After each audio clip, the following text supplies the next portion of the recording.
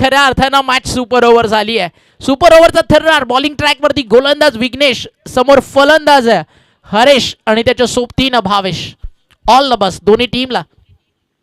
पहिला बॉल चालला डीप मध्ये, लॉंग ऑन, सिंगल झाली आहे कंप्लीट. सेकंडचा कॉल केला गेलाय, रनआउटचा धोका पत्करलाय, थ्रो चुकीचा आलाय आणि तोपर्यंत झाले 2 धावा. या ठिकाणी कंप्लीट. हरेश कडव आज त्याच्या रंगामध्ये आपल्याला पाहायला मिळत नाही. चेंडूपळीचा संपर्क त्याने आतापर्यंत 9 ते 10 वेळा केलेला आहे आणि एकही षटकार त्याच्या बॅटमधून आला नाही. हे सुद्धा अमावस्येच्या दिवशी पौर्णिमा आल्यासारखं आहे. परंतु पाहायचं इथून पुढे काय होईल. चांगली चालली आहे मॅच, सुपर ओव्हर झाली आहे त्यामुळे वेळ अजून वाढला या मॅचचा आणि सस्पेन्स देखील वाढलाय. हा वाईट बॉल, हा वाईट बॉल. अजित पुत्रन सरांचा इशारा येत असताना एक्स्ट्रा रन धावफलकावरती जोडली जाईल. अजित कडव यांच्या वतीने प्रत्येक षटकारासाठी 200 रुपयांचा कॅश प्राइज अनाऊन्स होत आहे. इन मीन 6 चेंडू आहेत एका षटकामध्ये. यावेळेस समोर चेंडू ठेवलेला आहे. गोलंदाजाला माहित आहे इथे चेंडू ठेवल्यानंतर आपल्यावर मार पडू शकतो, परंतु ड्रायव्हिंग लेंथला चेंडू ठेवण्यासाठी गोलंदाजाकडे फार मोठं वाघाचं काळीज हवंय. तेच दाखवलं या गोलंदाजाने. चांगली गोलंदाजी. अगदी बरोबर. राईट मोर द विकेट ज्यावेळी तुम्ही टाकता गुडलँड स्पॉट वरनं बॉल हरकत करायला पाहिजे. हरकत आहे तर बरकत आहे. इथे गुडलँड स्पॉट वरनं थोडंसं सरप्राईज टेक ऑफ होता, जास्त अतिरिक्त उसळी. धावफलकावरती धावा 3. आता शफल झाले, फॉलो केला बॅटरला, बॅटन पॅचच्या अगदी मधोमध बॉल मागे गेलाय, तिकडे रनआउट साठी अपील सुरू आहे. अंपायर त्या ठिकाणी आशाभूत नजरेनं सांगतायत की कुछ तो मेरे भी दिल में. आणि जाऊयात आता या ठिकाणी थर्ड अंपायर्सकडे. रनआउट साठी या ठिकाणी थर्ड अंपायर रेफर करण्यात आला. काही क्षणात निर्णय आपल्यापर्यंत पोहोचेल. या पाहूयात एक्झॅक्टली घडलंय काय. थर्ड अंपायरच्या भूमिकेत त्या ठिकाणी आहेत बाळा माने सर आणि निर्णय या ठिकाणी काही क्षणात आपल्यापर्यंत पोहोचेल. स्टंपला बॉल तर जरूर लागलाय. आय थिंक बेल्स पडली नाहीये का, कदाचित इतक्या जोरात डायरेक्ट हिट झाल्यानंतर देखील बेल्स पडली आहे का ते चेक केलं जाईल. जेव्हा बॅट आत आली त्यावेळी. पुन्हा एकदा पाहूयात ऍक्शन रिप्ले आपल्या समोर. जर बेल्स खाली पडली आहे तर बॅट्समनला टेन्शन आहे. जर बेल स्टंप वरती आहे तर थोडा वेळ कुठेतरी फलंदाजाला संधी अजून त्या ठिकाणी मिळेल.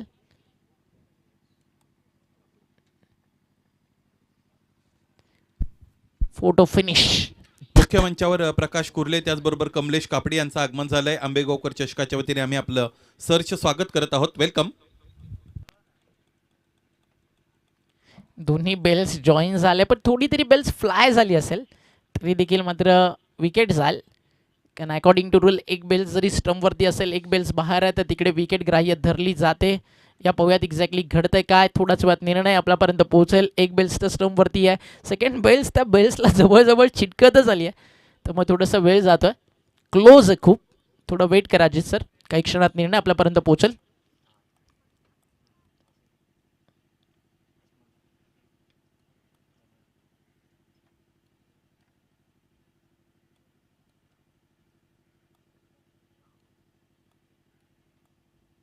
लाईन ऑन दी बॅट की इंटर झाली आहे की मागे पुढे pause, play, zoom, stop, close सगळं काही चालू आहे.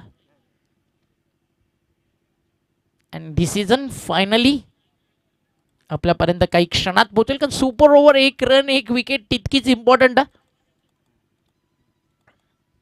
काय टेलिकास्ट होतं लाजवाब. अँड डिसिजन आलाय. फलंदाज मैदानावरती परतेल बाहेर. OET out. बेल्स फ्लाय झाली आहे आणि त्यावेळी बॅट देखील थोडीशी मागे राहिली, एक 3 ते 4 सेंटीमीटर, आणि करावा लागेल परतीचा प्रवास.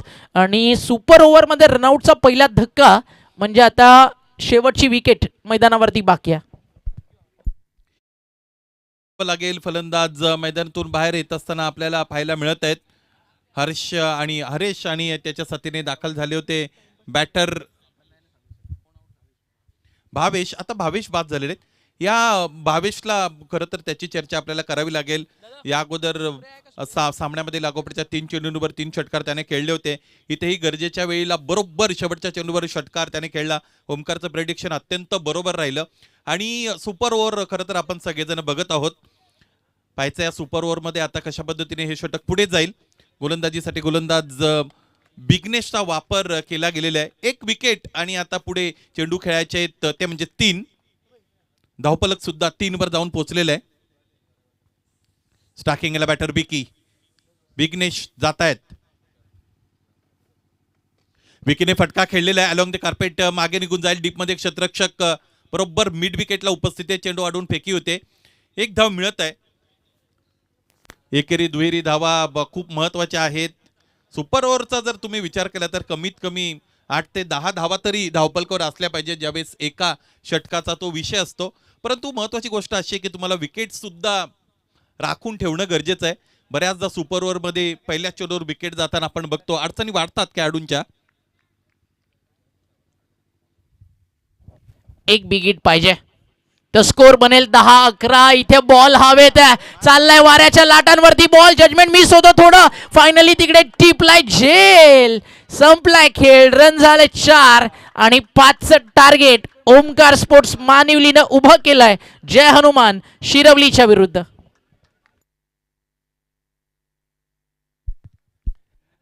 हरेश कडवचा आजचा दिवस अत्यंत निराशाजनक आहे.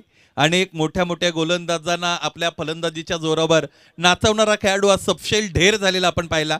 आणि त्याचमुळे पहिला डाव इथे उरकला सुपर ओव्हरचा, ज्यामध्ये धावा बनलेले 4 आणि 5 धावांची गरज आहे सामना जिंकण्यासाठी. आणखी एक जर सुपर ओव्हर झाली तर आणखी इंटरेस्ट क्रिएट होईल. तसे आज आपण वेळेच्या बाबतीत ऑन टाइम आहोत किंवा बिफोर टाइम आहोत. वेळ आपल्याकडे पर्याप्त उपलब्ध आहे. 5 धाबा बनवायचे आहेत. क्षेत्ररक्षण लगेच सज्ज करून घ्या. मानिवली टीम शिरवली टीमला विनंती असेल आपण आघाडीची जोडी मैदानाच्या आतमध्ये लगेचच दाखल करा. दोन्ही टीम अगदी जवळच्या आणि त्यांच्यामध्ये चांगलं क्रिकेट आपण रणझुंजार क्रिकेट पाहिलेलं आहे. चुरशीचा क्रिकेट, उत्कंठावर्धक रोमहर्षक क्रिकेटचा अनुभव आपण सगळेजण आंबेगावकर चषकामध्ये घेत आहोत. आंबेगावकर चषकातील हा पहिला दिवस इथे एन्जॉय केला जात आहे प्रत्यक्ष रूपाने. जे प्रेक्षक आमच्या बरोबर जोडलेले आहेत त्या सर्वांचं आम्ही आयोजकांच्या वतीने सहर्ष स्वागत करत आहोत. या अगोदर वाघाची वाडी आणि त्यांच्या विरोधात आम्ही देवपेकर हे बिग बॅटल आपण पाहिलं होतं, ज्यामध्ये वाघाची वाडी संघाने देवपेकर टीमला फार मोठी शिकस्त दिली होती. भूषण भोईर आज खूप खुश आहेत, कारण भूषण भोईर म्हटलं की वाघाची वाडी आणि जय दिघे म्हटलं की चाफेवाडी, अशा या टीम्स गेल्या अनेक वर्षापासून त्यांचंही समीकरण बनलेलं आहे. 6 बॉलचा खेळ, 5 धावेची गरज. सुपर ओव्हर आंबेगावकर चषक 2025. आज आपण आहात ठाणे जिल्ह्यातील मुरबाड परिसरातील म्हसा विभागातील मानाची सन्मानाची क्रिकेट स्पर्धा. स्थळ दिनेशभाई हिंदूराव क्रीडांगण न्हावे, तालुका मुरबाड, जिल्हा ठाणे आणि स्पर्धेचं नाव आंबेगावकर चषक 2025. Welcome back. स्वागत आहे तुम्हा सर्वांचं. चला वेळ जास्त जातोय. सलामीची जोडी मैदानावरती त्वरित दाखल व्हायला पाहिजे आणि 5 धावेचं लक्ष मैदानावरती करायचं पार.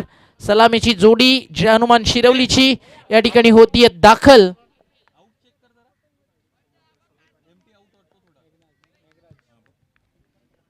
सहा बॉल आणि 5 धावा या ठिकाणी बनवायच्यात. सलामीची जोडी मैदानावरती पोहोचली आहे. ऑल द बेस्ट दोन्ही टीमला.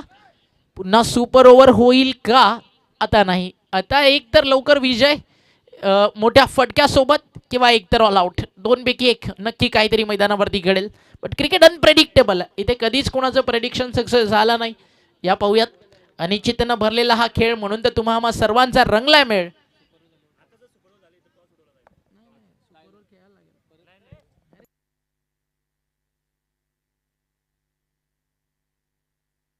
सुपर ओव्हरचा जो नियम आहे ना तो तसाच इथे बॉल हवेत. पहिल्याच बॉलवरती बॉल चाललाय. डीप थर्ड मॅन बाउंड्री लाईनच्या बाहेर आलाय मोठा फटका. आणि या मॅच मध्ये आता हा पूर्णपणे पारड भारी झालाय. चला नेक्स्ट मॅच टीम रेडी राहायचंय. 2 सामने जिंकून टेबल टॉप करताना टीम आपल्याला पाहायला मिळाली आहे, वाघाची वाडी. आणि त्यांच्या विरुद्ध या मॅचचा विजेता. आता 5 बॉलमध्ये 2 विकेट्स काढाव्या लागतील तर सामना मैदानावरती काहीतरी पुन्हा संधी ओमकार स्पोर्ट्स मानिवलीला मिळू शकते. एकदा संधी आली, संधी आहे ना आयुष्यात, एक दरवाजावरती एकदाच येतं. तिचं सोनं झालं तर ठीक, अन्यथा दुसरा दरवाजा उघडून तयार असतो. आणि ते फटका चांगला आहे. सेन्सिबल क्रिकेट, हा तो विनिंग शॉट आणि जिंकली मॅच टीम. जय हनुमान शिरवली, अभिनंदन. चला शिरवलीचे कॅप्टन लगेचच या टॉससाठी आणि वाघाची वाडीचे कॅप्टन टॉस करतो आपण पुढच्या मॅचचा. त्या ठिकाणी आपण जॉईन होऊयात दोन्ही कॅप्टन सोबत. काही क्षणात टॉस आणि या मॅचचा सामनावीराचा पुरस्कार तो जाणार आहे मॅन ऑफ द मॅच.